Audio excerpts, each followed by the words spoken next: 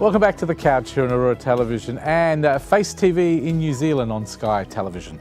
Okay, we've got travel coming up now with our very good friend Steve Collins. Welcome back.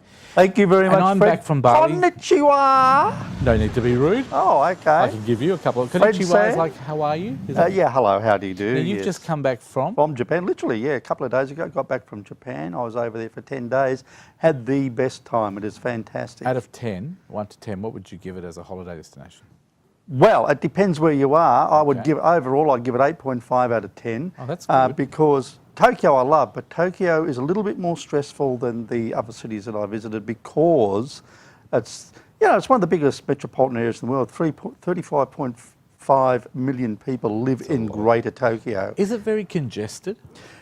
You know what? The trains are, and it's got a great train service, but when you get out on the streets and when you get in the centre of Tokyo, they've got these wonderful wide boulevards and you do not have problems with traffic because most people use public transport there. There's no parking.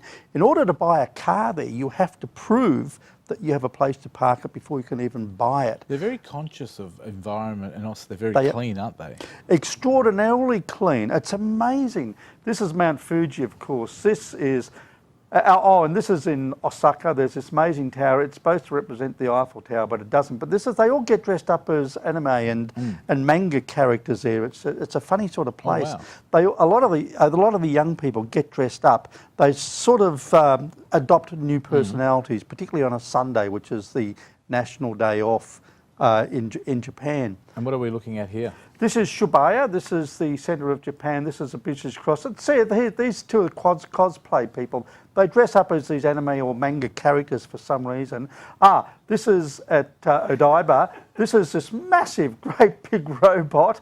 And there we go. If you'll pan back, there you are, the Statue of Liberty. We're already in New York. Amazing. But there's people, food. That looks This good. is ramen. I went to the Ramen Museum in Yokohama. Yum. Now, the museum is all about, ramen was really the first really cheap food that they had there. And the ramen restaurants were everybody. Ramen? What is Ramen is basically a noodle soup, but every district has its own sort of ramen. And when you go to the Ramen Museum, there's all these different types. It's a wonderful place because they've recreated Tokyo in the 1950s with those very, very small houses and the narrow alleys, and it's got a lot of style and it's got a lot of atmosphere. And an important one for me, Yeah. you know when you go to the restaurants, do you have to sit on the floor with your legs crossed? No, I didn't sit on the floor once. No, they have chairs. Oh, I hate those but you would love it, Fred, honestly. Now, I'm going to tell you right now, Japan has a reputation for being expensive. Okay. Rubbish. Forget it. Japan is actually a very cheap destination. I would go to local restaurants. See, there he is. This guy's wearing a dress. This is what they do. They dress up there to be different. But I was going to local restaurants there, and I would eat a different meal each night because I would have, say, a sushi or a yakitori or whatever, go to these places. And the average cost of a meal, and it was a big meal, was $8, $8.50, round about that region. It's fantastic. And the beer was really cheap, about $5 for a large beer. What's the service like? What are they? Service is excellent. You go into these places, you're greeted straight away. The first thing they do is they plonk down, give you a cold towel to wash yourself, and they give you a cold drink, and then you order your meal. Now, for me, who doesn't speak Japanese, it was very, very easy. They give you a menu which has got photos on it, or they have the plastic facsimiles of what they cook there. Oh, really? So you just either point to the photo or you point to the plastic, and they completely understand what you want. So I'm assuming they don't speak a lot of English? Some do. A lot of the waiters that I encountered in these restaurants were students, and they were quite happy to try their English out on me. I had some really good conversations, and funnily enough, I got a lot of Facebook friends out of it just through meeting waiters and waitresses in these restaurants. They're very, very keen to. So if you had to give me 5 reasons to go to Japan, what would they be, apart from it's cheap? Well, first of all, the food is definitely a reason for going. The culture there, the culture is wonderful. The culture, it's probably the most cultural place I've ever been because it is not very westernised. Now, they all wear business suits, etc., but their traditions are very, very important to them, and you always see people dressed in traditional garb. So the tradition is there. The beauty of the place, the gardens that you see there, their gardens are very, very formal. They're very, very stylised, but they are beautiful. The people themselves are very, very friendly. But I think really that one of the other reasons to go there is because it is just so different from what we're used to. That is the Sky Tree. That's in Tokyo. You go up that. Now look at that house. This is an example. The reason I put that in is... That's a house? That is a house. It is very, very narrow because land there is very, very scarce. Very limited. You build your house on the land you've got. Now look at that. That was not very, very wide at all. Was it a nice house? 2 stories. Well, I didn't go inside it, but it was near where I was staying. I was staying with a friend in Yokohama. I was staying in his apartment.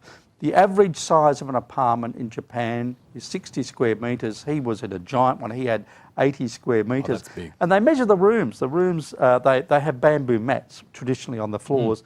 And a room is a 3-mat room, which means it's 18 square metres, which means it's a very, very small room. So they are used to living in small places. Their cars are all very small because they have to be mainly for the parking. And it's just... but the trains are the main things there. The trains are fantastic. I think we've got some footage. We did. I went on the Shinkansen, which is the bullet train. Oh, okay. This thing travels at over 300 kilometres an hour. Here it's coming into the station. How beautiful is that? This is Tokyo Station. It's very, very sleek, very, very beautiful, very, very fast. Looks when you very get inside, funky, doesn't it?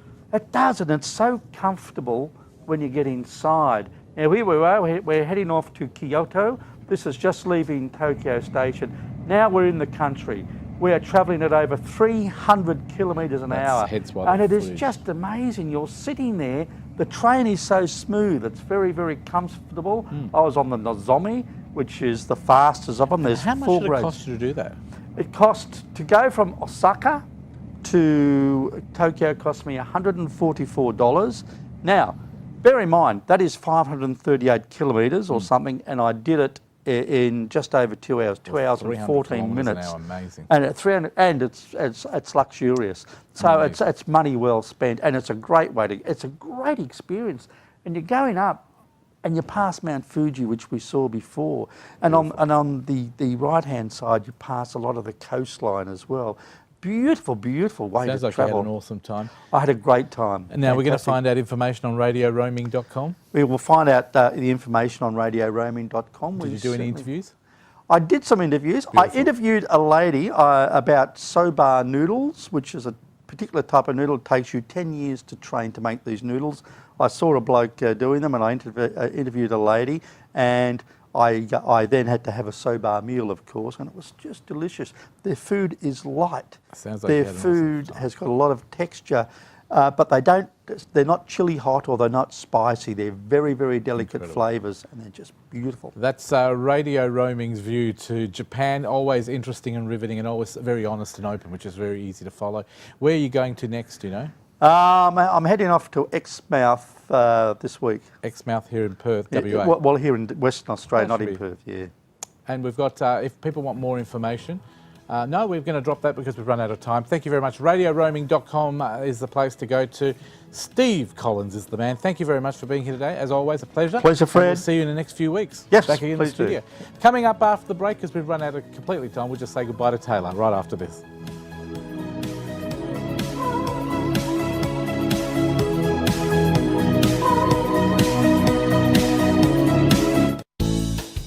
This episode of The Couch is proudly supported by Cafe Bella Vista Restaurant and Pizzeria. Azito, give it